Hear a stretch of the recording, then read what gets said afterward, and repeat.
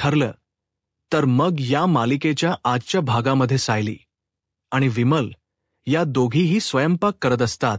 त्यानंतर सायली विमलला सांगते की तुम्ही घरातील इतर सर्वांना बोलवून आणा, तोपर्यंत मी पूर्णा आजींकडे जाते आणि त्यांना बाहेर घेऊन येते. तेव्हा विमल हो असं म्हणून लगेचच सर्वांना बोलवण्यासाठी जाते. इकडे पूर्णा आजी या अगदी शांतपणे घडलेल्या गोष्टींचा विचार करत आपल्या रूममध्ये बसलेल्याच असतात. तेवढ्यातच सायली आता तेथे येते आणि म्हणते, पूर्ण आजी चला बरं बाहेर जरा. तेव्हा पूर्णा आजी म्हणतात, नको मला आता पडायचं जरा. पण सायली आता हट्टच करते आणि म्हणते, प्लीज पूर्ण आजी थोडा वेळ चला, नंतर झोपा तुम्ही, चला बरं. ती हट्टाने त्यांचा हातच पकडते आणि लगेचच त्यांना बाहेर घेऊन जाते. दुसरीकडे रविराज आणि प्रतिमा दोघेही खूपच इमोशनल झालेले असतात. नागराज म्हणतो, दादा प्लीज, अरे एवढं मनावर नको ना घेऊ, आणि मुलंच आहेत ना, ती शेवटी ती चुकणारच आहे रे. आणि मुलांच्या चुका आई वडिलांनी नाही पोटात घालायच्या, मग कोणी घालायच्या? मुलांच्या चुका नक्कीच पोटात घालता येतात, परंतु गुन्हे नाही, असं रविराज स्पष्टपणे नागराजला तोंडावर सांगतं. आणि तुला सांगू नागराज, अरे मला तर असं वाटायला लागले की ही नवी आहे ना, ती माझी मुलगीच नाहीये. हे ऐकून सर्वांना प्रचंड असा धक्काच बसतो. नागराज म्हणतो, दादा तू असं का बोलतोस? अरे ती तुमचीच मुलगी आहे. तेव्हा सुमन रडतच म्हणते, अहो म्हणून तर त्यांना एवढा मोठा धक्का बसलाय ना. तुम्हाला माहितीये, निकाल कळल्यापासून माझ्या डोळ्यातलं तर पाणी थांबतच नाहीये. त्यानंतर प्रतिमा आता सगळ्यांकडे पाहते आणि विचारते, तुम्ही सगळ्यांनी सकाळपासून काही खाल्लंय का तरी? तेव्हा प्रतिमा म्हणते, तुम्ही सगळेजण नंतर बाहेर या, तोपर्यंत मी किचनमध्ये आहे. असं म्हणून ती सुमनला सांगते, उठ चल, मला उठू दे अगोदर. इकडे घरातील सर्वांना आता विमल बाहेर घेऊन येते. खरं सर्वांना समजतं, म्हणजे इथे जेवायला हीच आपल्याला घेऊन आली आहे. तेव्हा कल्पना विचारते, काय विमल, तू आम्हाला यासाठी इथे घेऊन आली का? त्यावेळी विमल म्हणते, अहो सायली, ताईने सांगितलं की सर्वांना जेवणासाठी इथे घेऊन ये म्हणून. मग त्यावेळी अर्जुन देखील तिथे येऊन जिन्यावर उभा राहिलेला असतो आणि सगळ्यांकडे पाहतो. कल्पना सांगते, मी तुला अगोदरच सांगितलं होतं ना की मला भूक नाहीये म्हणून. असं म्हणून ती रागाच्या भरात तिथून निघालेली असते. तेव्हा सायली अडवत म्हणते, आई, अहो आई, त्या प्रियामुळे किती मनस्ताप होतोय हे मला माहिती आहे, परंतु तिचा राग असा अन्नावर काढू नका ना प्लीज. त्यावरती पूर्ण आजी म्हणतात, अगं खाण्याची इच्छाच नाहीये, मग खायचं तरी कसं? त्यावेळी सायली सांगते, जिच्यामुळे एवढा त्रास होतोय तिचा विचार अजिबात करायचा नाही, मग जेवण बरोबर जाईल. तेव्हा प्रताप सुद्धा सांगतो, सायली अगं जेवण खरंच शक्य नाही आता बाळा. सायली पण हट्टानेच म्हणते, पण बाबा मी आता पानं वाढली आहेत आणि त्यांच्याकडे अशी पाठ फिरवून अजिबात जाऊ नका, असं सांगून आता पूर्ण आजींबरोबर हट्टाने ती कल्पनाला सुद्धा अगदी खुर्चीतच बसवते. तेव्हा अर्जुन खूप कौतुकाने सायलीकडे पाहतो की किती छोट्या छोट्या गोष्टींमधून सायली घरच्यांची काळजी करती. तर ती प्रताप आणि अस्मिताला सुद्धा सांगते की चला पटकन बसा जेवायला. तेव्हा अस्मिता देखील आता तिथे खुर्चीत बसते. मग त्यानंतर अर्जुन अजूनही सायलीकडे पाहत असतो, कारण घरातील सर्वांना अगदी हट्टानेच तिने इकडे बोलवून घेतलेलं असतं. तेव्हा सायली सांगते, त्या प्रियामुळे सर्वांना किती मनस्ताप होतोय हे मला माहिती आहे, पण तिचा राग असा तुम्ही जेवणावर काढू नका. आणि तिच्यामुळे घरातील सर्वांना कितीही त्रास होत असेल तरीही अन्नाचा अपमान होऊ द्यायचा नाही, ही आपल्या घरातील शिकवण आहे ना. दुसरीकडे प्रतिमाने सुद्धा आता पिठल भातच बनवलेला असतो.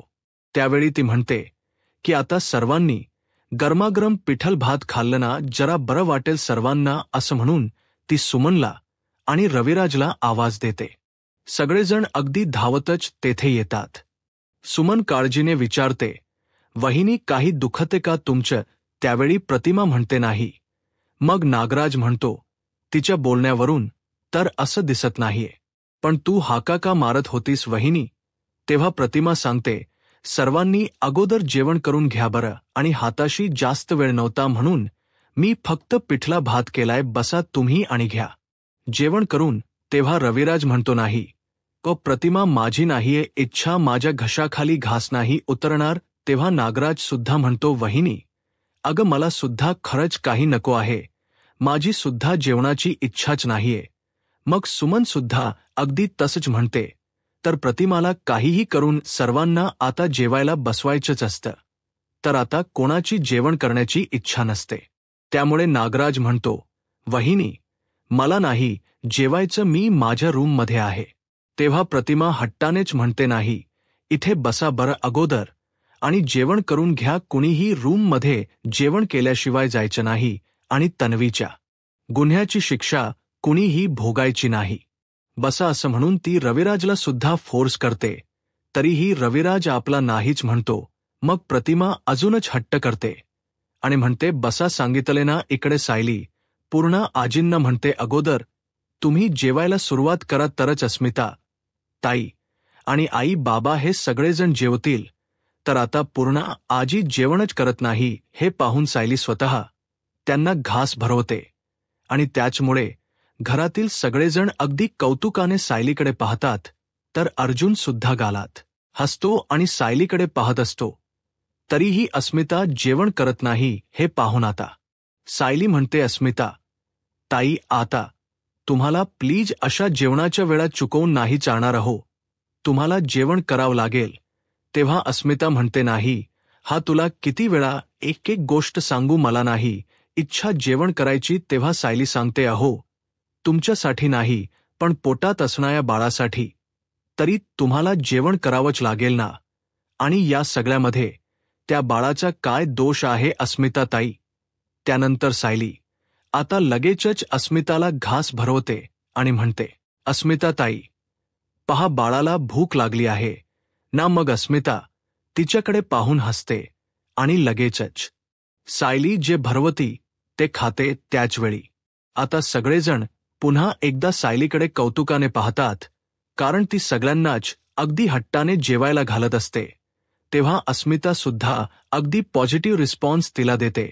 त्यामुळे अर्जुनला ते पाहून अजूनच छान वाटतं की सायलीचे प्रयत्न हे व्यर्थ जात नाहीयेत होई ना. निदान आज तरी सायलीला कोणी विरोध करत नाहीये किंवा काही बोलत नाहीये.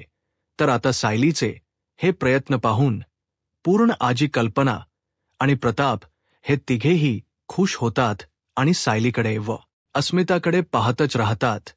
दुसरीकडे प्रतिमा सुद्धा अगदी सायली सारखेच हट्ट करते. रविराजला खुर्चीत बसायला सांगते.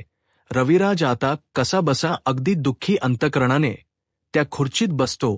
खरं मग ती म्हणते, बसाबर आता जेवायला सुरुवात करा. तेव्हा तो म्हणतो, नाहीये मला खरंच भूक इच्छा सुद्धा नाहीये काही खाण्याची. तेव्हा ती म्हणते, उपाशी पोटी झोपायचं नसतं सांगितलं ना तुम्हाला. असं म्हणून ती सुमन आणि नागराजकडे सुद्धा पाहते, कारण ते दोघेही सुद्धा काही खात नसतात. मग सगळ्यांनाच ती हट्ट करू लागते, अरे 2 घास तरी खा निदान माझ्या समाधानासाठी.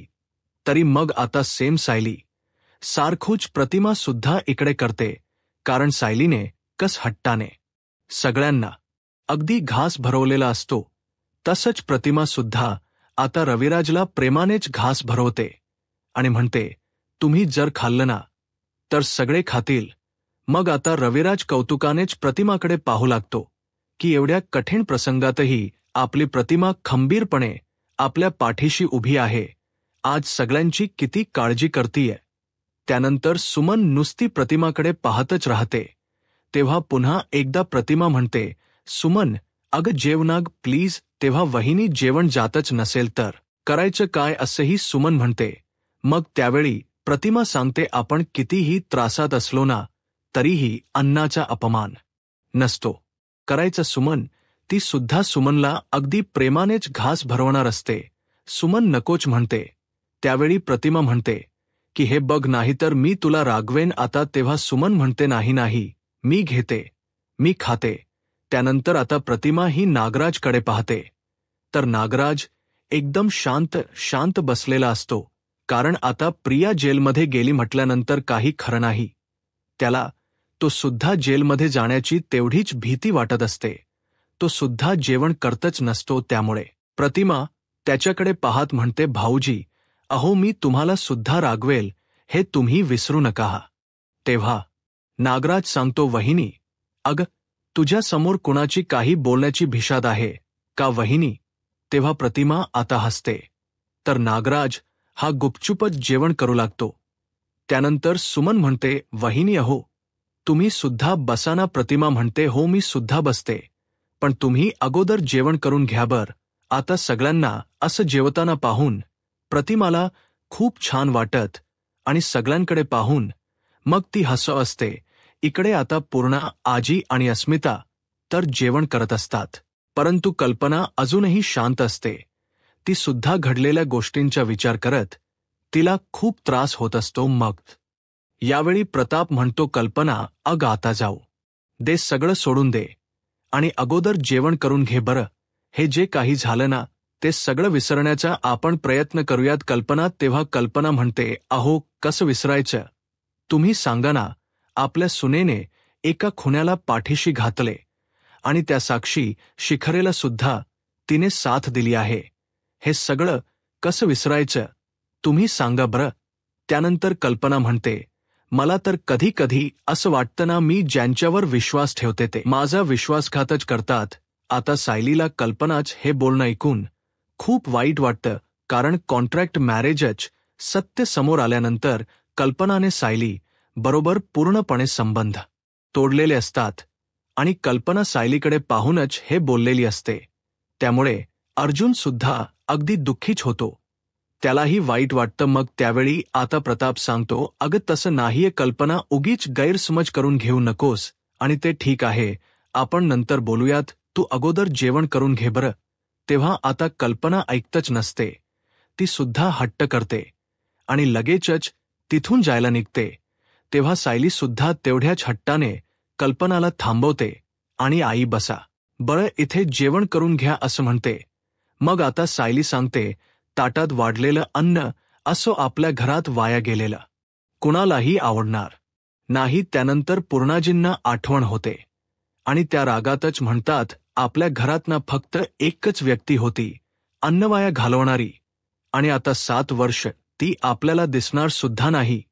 तेव्हा अर्जुन मात्र आता हसत असतो, कारण प्रियाला 7 वर्ष जेल झालेली असते.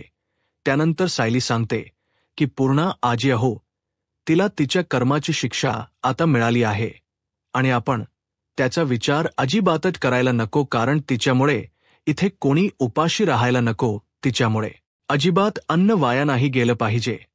आता 2-2 घास तरी जेवा बरं आई, जेवा तुम्ही असं सायली सांगते. तेव्हा सायली आता हातात घास घेते आणि कल्पनाला भरवणार. तेवढ्यातच कल्पना दुसरीकडे आपली नजर करते, सायलीकडे दुर्लक्षच करते. तेव्हा सर्वांना अजूनच वाईट वाटतं. मग सायली अजूनच हट्टाने म्हणते, आई जेव्हा बरं. तरीही कल्पना ऐकतच नाही. आता अर्जुनला सुद्धा वाईट वाटत असं की मम्माने ऐकायला हवं, परंतु मम्मा ऐकतच नाहीये, कारण सायली खरंच सगळ्यांना ना खूप हट्ट करत असते. त्याचवेळी आता प्रताप उठतो आणि कल्पना जवळ जातो व हट्टाने जाता तिला म्हणतो, कल्पना घेनाग जेवण करून. मग सायली आणि प्रताप दोघेही मिळून कल्पनाला आता घास भरवतात. तेव्हा कुठे सगळ्यांच्या जीवात जीव येतो. प्रतापला सायली विचारते, बाबा तुमचं काय? असं म्हणून ती सुद्धा आता हट्टानेच त्याला जेवायला बसवते आणि घास भरवते. सगळेजण सायलीकडे खूप कौतुकाने आणि प्रेमाने पाहत असतात, कारण प्रिया ही घरातून गेल्यामुळे घरातील वातावरण अगोदरच कटेटी तर गेलेली असते, परंतु सायलीने हट्टानेच सगळ्यांना जेवायला घालून अगदी सगळ्यांचं मन जिंकलेलं असतं. त्याचवेळी पूर्ण आजी, अर्जुन आणि अस्मिता सुद्धा अगदी कौतुकाने सायलीकडे पाहत असतात. तेव्हा आता अर्जुन तेथे येतो आणि लगेचच किचनमध्ये जातो. त्यावेळी आता तो एक प्लेट घेऊन येतो. मग आता सायली म्हणते, अहो तुम्ही कशाला प्लेट घेऊन आलात? या सगळ्यांच झाल्यानंतर मी तुम्हाला जेवायला वाढणारच होते, तेव्हा अर्जुन म्हणतो, 1 मिनिट. तर सगळेजण आता त्याच्याकडे पाहू लागतात. नक्की काय चाललंय? अर्जुन एक ताट आता भरून घेतो आणि म्हणतो, आता हे ताट ना तुझ्यासाठी आहे. तेव्हा सगळेजण आश्चर्याने त्याच्याकडे पाहतात. मग त्यानंतर अर्जुन हट्टानेच तिला खुर्चीत बसवतो. ती म्हणते, अहो सगळ्यांच जेवण तरी होऊ द्या ना प्लीज प्लीज. तरीही अर्जुन ऐकत नाही. तो म्हणतो, हे बघ आता मी म्हटलोय ना तुला बस, एकदम शांत बस. आणि तसंही जेवताने बोलायचंच नसतं असं म्हणून तो आता सायलीला अगदी प्रेमानेच घास भरवतो. तेव्हा सर्वजण आता गालात हसतच सायलीकडे पाहत असतात. तर सायलीच्या डोळ्यात आता पाणी येतं. कारण सगळेजण माझ्यावर किती प्रेम करतायत, खास करून माझा नवरा. हे पाहून आता सायली अगदी प्रेमानेच त्याच्याकडे पाहते. घरातील सगळेजण आपल्याकडेच पाहत आहेत. हे पाहून सायलीला जरा लाजल्यासारखंच होतं. त्यानंतर अर्जुन म्हणतो, अरे बघताय काय, जेवण करा ना सगळ्यांनी. आणि माझी बायको ना अगदी उत्तम स्वयंपाक करते असं म्हणून तो सर्वांनाच आता हसवतो. तर पुढे आता अर्जुन सायलीला पुन्हा एकदा घास भरवतो. तर सायलीसुद्धा तेवढ्याच प्रेमाने आणि आनंदाने जेवण करते. त्यानंतर आता सर्वांच जेवण करून होतं. सर्वजण आता आपापल्या रूममध्ये जातात. पूर्ण आजीनांना अजूनही काही झोप येत नसते. त्यांच्या डोळ्यासमोरून ते प्रियाच्या आणि अश्विनच्या लग्नाचे प्रसंग जात नसतात, की कशा प्रकारे अर्जुना आणि सायलीच्या अप्रोक्ष आम्ही हे लग्न ठरवलं आणि त्या दोघांचं लग्नसुद्धा अगदी कोर्ट मॅरेज पद्धतीने लावून दिलं. तरीही घरात कुणाला काही सांगितलं नाही, खास करून अर्जुन, सायली आणि मधुभाऊंना. अशा प्रकारे प्रियाने अगदी हट्टानेच सायली कडूनच औक्षण करून घेतलं. त्याचबरोबर गृहप्रवेशाची सुद्धा तयारी करून घेतली. हे सगळं काही पूर्ण आजींना आठवतं. अगदी लक्ष्मीच्या पावलांनी नाही, तर ती घर बर्बाद करण्याच्या हेतूनेच घरामध्ये आली होती, हेही पूर्ण आजींना वाटतं. आणि तन्वीवर विश्वास ठेवून खरंच आपण खूप मोठी घोडचूक केली. अर्जुन व सायली आपल्याला अगदी ओरडून ओरडून सांगत होते की प्रिया ही चांगली मुलगी नाहीये, तीच साक्षीला नेहमी साथ देते आणि ती महिपच्या टोळीतील आहे. परंतु आपण कधीही विश्वास ठेवला नाही सायली आणि अर्जुनवर. पण आज हे काय होऊन बसलं, खूप दिवसांनी का होई ना हे सत्य बाहेर आलं आणि आपण खरंच तन्वीवर विश्वास ठेवायला नको होता. चुकीच्या माणसावर विश्वास ठेवून आपण घोडचूकच केली हे आठवून आता पूर्ण आजींच डोकंच चक्रावतं. त्यानंतर आता तिथे सायली येते आणि पूर्ण आजींच्या टेबलवर पाणी ठेवते. पूर्ण आजींना माहीत नसतं नक्की आलंय कोण. त्या विचारतात, कल्पना तू इथे माझी समजूत काढायला आली आहे की स्वतःच दुःख हलक करायला आली आहेस? पण आता जर माझी समजूत काढायला आली असशील तर खरंच त्याचा काहीही उपयोग नाहीये. अग तुला आठवतं ना आपण किती लाड केले होते ग त्या मुलीचे? अग स्वतःच्या नातीपेक्षा तिच्यावर आपण जास्त प्रेम केलं होतं, पण ती चक्क आपल्याला 2 वर फसवत होती. ती उद्धटपणा करत होती. नेहमीच तिचा आळशीपणा सुद्धा दिसत होता. पण आपण काय केलं कल्पना? तर तिला पाठीशी घातलं आणि नेहमीच त्याकडे दुर्लक्ष करत आलो, कारण ती रविराजांची मुलगी होती म्हणून. त्यानंतर पूर्ण आजी अजूनही एक गोष्ट मान्य करतात की तिचा खोटेपणाही आणि खोट बोलणं ही आपण अगदी पोटात घातलं, कारण ती आपल्या प्रतिमाची मुलगी होती. मला सांग आता कल्पना, ती एवढी खोटारडी निघालीच कशी? असं म्हणून पूर्ण आजींना खूप त्रास होत असतो. तर पूर्ण आजींच्याच आता गैरसमज झालेला असतो की तेथे कल्पना सगळं बोलणं ऐकतीये, परंतु हे सगळं बोलणं आता सायली ऐकतं असते. आणि सायलीला जाता खूप वाईट वाटत असतं की ह्या एका भामट्या प्रियामुळे घरातील सर्वांना किती त्रास होतोय. सर्वांना होणाऱ्या त्रासामुळे सायलीच्या डोळ्यातही पाणी येतं. पण आता तिच्याही नाईलाज असतो. तिच्या परीने ती सर्वांनाच आता खुश ठेवण्याचा प्रयत्न करत असते. त्यानंतर पूर्ण आजी आता डोक्यालाच हात लावतात आणि म्हणतात की कल्पना, अगं काहीही केल्या हे विचार डोक्यातून जातच नाहीयेत. अगं तिने फक्त आणि फक्त स्वतःच्या स्वार्थासाठी त्या मधुभाऊंना अडकवलं. अगं ज्या माणसाने तिला लहानपणापासून आधार दिला तिला सांभाळलं पोटच्या पोरीत. रमाने लहानपणापासून जपलं आणि वडिलांचं प्रेम सुद्धा दिलं. त्यांना ती फासावर चढवायला निघाली होती. त्या साक्षीची साथ देऊन थोड्या पैशांसाठी आणि निर्लज्ज मुलगी कुठली तरीही अगदी मानवर करून राजरोसपणे ती फिरत होती. आणि उद्याच जर तिने आपल्या बाबतीत